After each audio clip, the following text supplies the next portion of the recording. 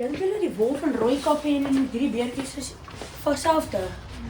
3 beertjies?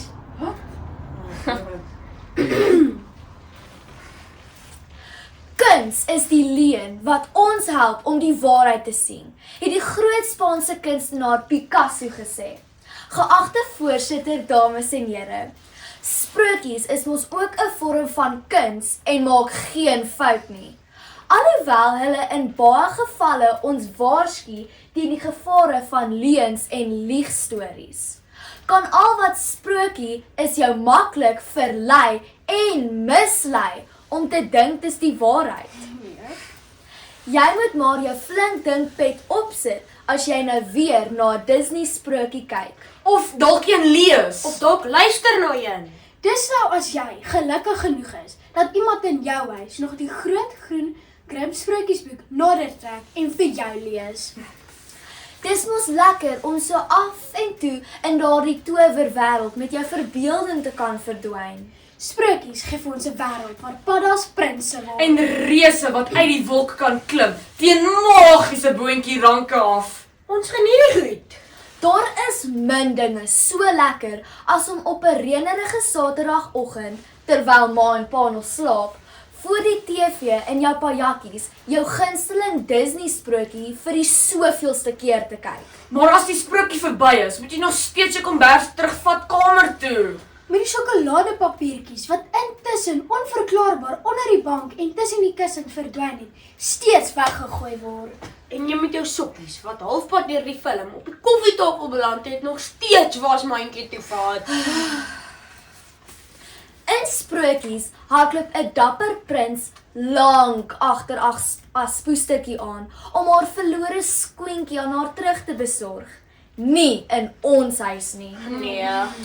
Ek en my span gaan vandag aan u wys en bewys hoe dat sprokies vir ons lekker lieg. Noah, Ek gaan uitwys dat die perfeksie van sprokies beslis nie so in die regte lewe is nie. Benjamin, Ek reken dat skurke in sprokies eintlik eenvoudig en kompleks is. Lumai, Ek sluit af met daardie gelukkige einde, waar almal vir ewig en altyd glo met 'n glimlag op hul gevrete rondloop. Noah, vertel bietjie vir hierdie mense hoe sprokies vir ons lekker lieg oor daai eksie perfeksiegeite.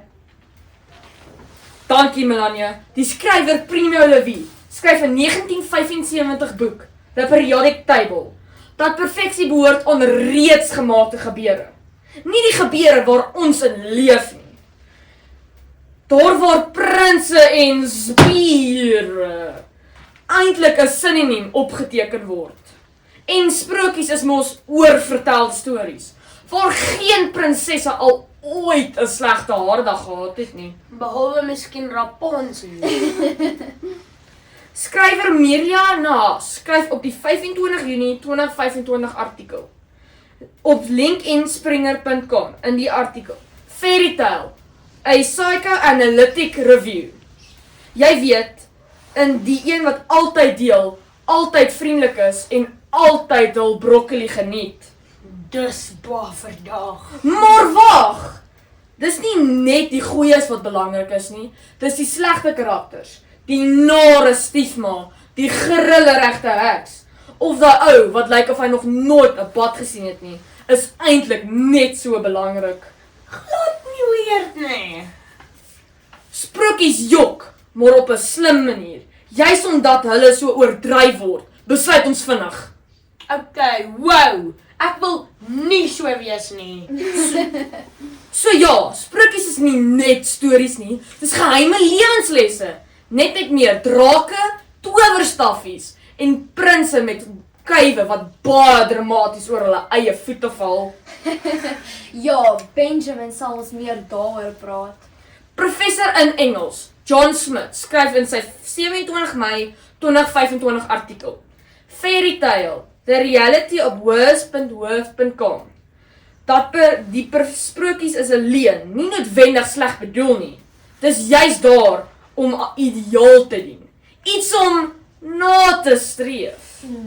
Dis die probleempie daai. Dit kan wel 'n probleem raak, as mense nie besef dis 'n sprokie nie. Dis wat ek sê. Dis veral wanneer mense jonk is. Die grens tussen sprokiewêrelde en regte wêreld is altyd nie so duidelik is nie. Jep, daar is dit nou. Lesers glo vas, hulle moet altyd soos goed soos die karakter wees. So skryf sielkundige Tari Raman in die 1 Maart 2025 uitgawe. Sake Analytic Review, today in die artikel. Fairy tale or trap?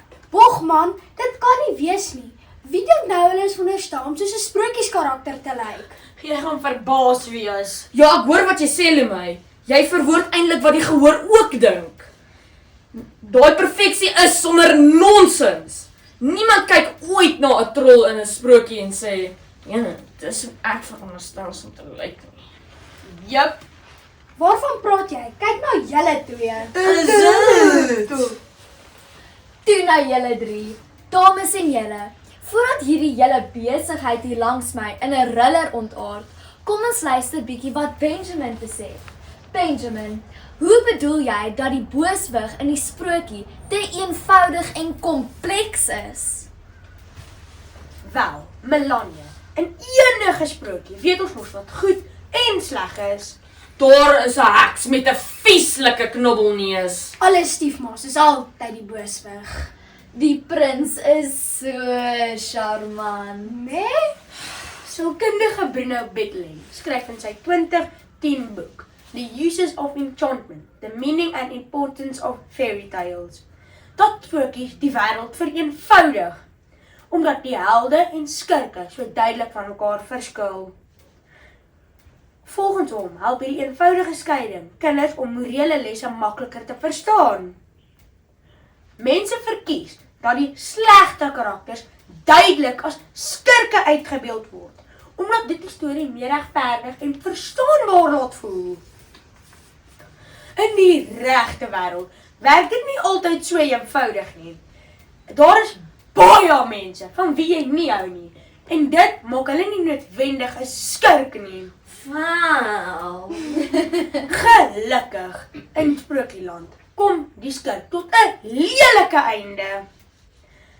Maar in die regte wêreld moet ons mos beleefd en menslik wees.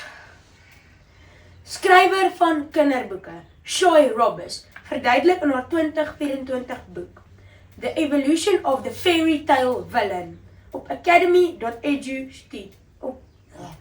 dat sprokies tradisioneel net 4 tipes skurke gebruik. Die heks. Die stiefma. Die wolf. En die bose bruidegom. Die vieslike vuur verteenwoordig boosheid in sy eenvoudigste vorm. En dis maklik om te verstaan en uit te leer. Maklik, ek twyfel. Leuns in die regte wêreld werk nie so nie. Want Boeta, as daai leuen jou eers klap, kom dit uit 'n hoek wat jy dit nie sien kom nie. En jy kan al die patrone in die bekende sprokies goed bestudeer om al wat lesse daaruit te leer. Maar niks slaan so hard en seer soos daai regte leuen nie. Ja. In die ou Disney film, Sleeping Beauty, is Maleficent regtig een van daai karakters wat jou die heebie-jeebies gee elke keer wat jy in haar oë kyk. Maar in die 2019 weergawe sien mens hoekom sy so is. Kyk nou mooi hoe hierdie liegstorie eintlik baie slim die doel van die sprokie vir ons uitlig. Om lesse oor te dra. Om die regte wêreld se probleme te kan raak sien. Om werk daarvan te maak. Dit sou makliker wees om jou boetie of sussie as skurk af te maak en hulle een of ander pestilensie toe te wens. Sjoe? Presies. Dinge werk nie so in die regte lewe nie. Dinge is meer kompleks hier op moeder aarde, julle. Want dink voor jy doen, want wat as jy so behandel word? Ja, keuses. Dis geen wonder nie dat die bekende akteur Tom Hiddleston wat Loki speel, sê dat die enigste verskil tussen die held en die skurk is dat hulle verskillende keuses maak. Daai is diep. Maar wat van gelukkige eindes? Lumai, skyn 'n lig op die donker onderwerp, suster. Ons almal het haar daardie woorde gehoor en hulle het gelukkig geleef tot die einde van hul dae. Bla bla bla. As daar nou regtig so iets was bodemlose melkskommels nie net 'n fantastiese idee nie, maar iets wat jou maag sou toelaat. In die regte wêreld word alles nie met 'n towerspreek reggetoon nie. Nee, allermis. Dankie, tog. Ja nee. In die regte wêreld gryp die skurke sommer die hele tafel, kos en alles, en hardloop daarmee weg, terwyl die goedhartiges agterbly met 'n verdwaalde stukkie krummel wat soos hoop lyk. Jene, dis diep julle. Dis is om pizza te bestel en net die leë boks te kry. Jy jok. Dis nie soos in sprokies waar goeie altyd wen nie. Dis 'n harde wêreldie, sê my pa. Jou pa is reg. Slim oomie daai. Maar mens wil nou nie sak en as sit oor alles nie. Die skrywer Jack Stripes skryf in sy 2012 boek Fairy Tales and the Art of Subvision dat die hele idee van 'n goeie einde 'n sosiale konstruk is. Konstruk? Jene, dis nou vir jou 'n lelike woord daai. Ja nee, vragies. Dis nou iets wat mens self uitdink. En dan maak almal saam asof dit vanselfsprekend is. Dis soos asseblief en dankie. Sê jy dit nie, kyk almal na jou of jy 'n misdaad gepleeg het. Niemand het dit iewers opgeteken nie, maar almal tree op asof dit die wet van lewe en dood is. Dit is hoekom dit 'n sosiale konstruk genoem word. Mens maak dit op. En dan moet almal maak asof dit nog heeltyd so was. Ja, so. Sprokies is mos nou geskryf om mense hoop te gee en orde te bring, en wat eintlik maar 'n baie chaotiese wêreld is. Ek meen, teen die tyd wat ons hierdie toespraak moes skryf, was Amerika besig om die lewende lig uit Iran te blaas. Nou. Mense het tog altyd hierdie behoefte om die hardheid van die wêreld te versaag met stories. Julle moet gerus die 1997 film Life is Beautiful van Robert Benigni kyk. Dis die mooiste storie daai. Gizu en sy oom Gindu beland in 'n Nazi-kamp, maar Gindu vertel vir hom dis alles net 'n speletjie. Dis nie 'n leuen om te mislei nie. Dis 'n leuen om 'n kind te help teen iets wat hy nie kan verstaan nie. Dis diep julle. So diep. Gizu sien dus nooit die volle gruwel van die werklikheid nie. So ja, sprokies se gelukkige eindes kan maar onwaar voel. Maar soms is daardie onwaarheid presies wat iemand nodig het om te oorleef. As jy mooi dink daaroor, jou ma doen dit al met jou vandat jy klein is. Dames en here, die waarheid is dat sprokies lekker lieg.